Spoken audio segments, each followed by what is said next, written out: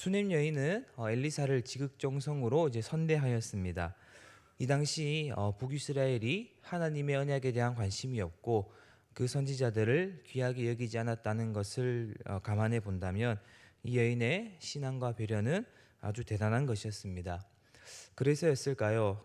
평범하지 않은 이 여인의 배려와 신앙에 엘리사는 이 여인의 어떤 형편과 상황이 어려움을 맞이하여 어떤 나라의 왕이나 군사령관의 도움이 필요할 것으로 생각하고 그 도움을 줄 것을 제안하였습니다.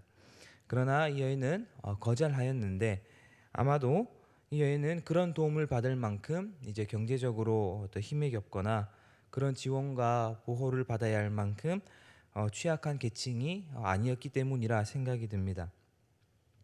그러나 이 부족할 것 없어 보이는 여인에게도 한 가지 가슴 아픈 문제, 부족한 문제가 있었는데 바로 자식이 없다는 것이었습니다. 혹시 우리 성도님들 가운데서도 이제 외견상으로는 전혀 문제가 없어 보이고 드러난 것이 없지만 숨겨져 있는 아픔과 또 눈물이 있는 성도님들이 계신다면 이 시간 말씀 가운데 또 하나님이 엘리사를 통해 이 수넴 여인을 만나 주셨듯이 우리 성도님들 한 사람 한 사람도 주님 이 시간 만나 주시고 그 마음을 어루만져 주시고 우리 성도님들의 삶 가운데 큰 기적으로 또 역사하여 주시기를 간절히 소원합니다.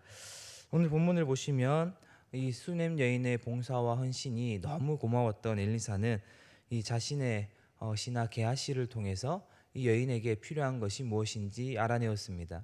그리고는 이 여인에게 내년에 네가 아들을 품을 것이다 라고 예언하여 주었습니다.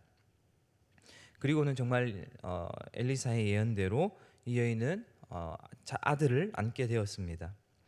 그러던 어느 날 이 아이가 자신의 머리가 아프다며 내 머리야 내 머리야 하며 그 아버지를 찾아갔습니다. 아이들은 종종 이제 작은 아픔에도 이제 크게 엄살을 부리기도 하고 또 이제 부모의 관심과 사랑을 받기 위해서 이제 꾀병을 부리는 경우도 종종 있기 때문에 아마 이 부모들도 크게 별로 대수롭지 않게 생각하였던 것 같습니다.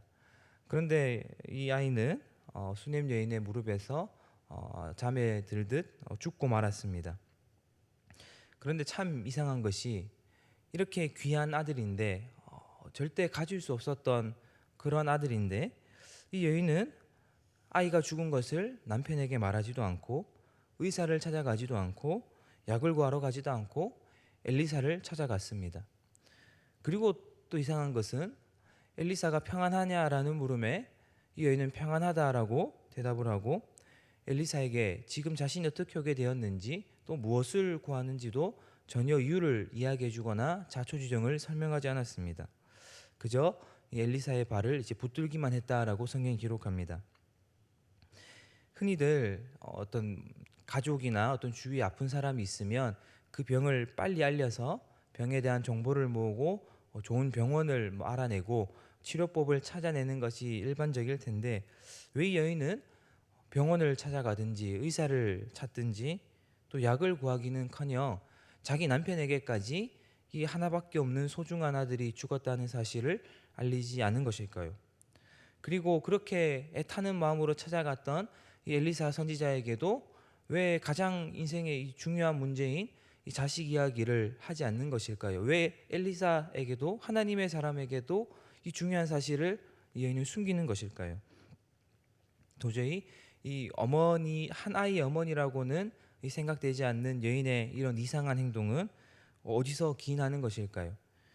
그 누구의 도움도 구하지 않고 어떤 사람도 관여하길 원하지 않고 실상은 절대로 평안한 상황이 아닌데 평안하다고 말하는 이 여인의 이 마음 상태는 대체 무엇일까요? 오늘 본문을 좀 이해하기 위해서 바로 앞에 있었던 엘리사의 첫 번째 기적 사건을 우리가 한번 잘 연결지어서 생각해 본다면 아마 이 수넴 여인은 이 엘리사가 행한 이 첫 번째 기적을 잘 알고 있지 않았을까 생각합니다. 이 선지 생도였던 자신의 남편이 죽고 과부가 된 여인, 하나님을 위해 일평생 살아왔으나 자신에게 돌아온 것은 이제 과부라는 것과 수많은 빚 가운데 자신이 차마 갚을 수 없는 빚으로 아들을 이제 노예로 팔아야 되는 그런 비천한 처지에 처한 이 여인 가운데 하나님이 엘리사라는 하나님의 사람을 보내 그 모든 집안에 있는 그릇과 주위 사람들의 모든 그릇을 빌려서 그 안에 모든 기름을 하나님이 다 담게 하셨습니다. 그리하여서 이 여인은 빚을 탕감받고 그 삶을 건짐받게 되었습니다. 바로 오늘 본문에 나오는 수님 여인이 이 사건을 알고 있지 않았을까요?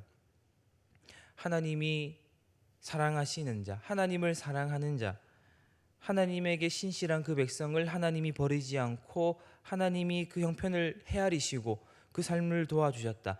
하나님이 하나님을 사랑하는 자, 하나님께 신실한 자, 하나님의 언약을 버리지 않고 그 삶의 신앙으로 온전히 살아간 자들의 삶을 하나님이 은밀하게 구제하셨다는 그 사실,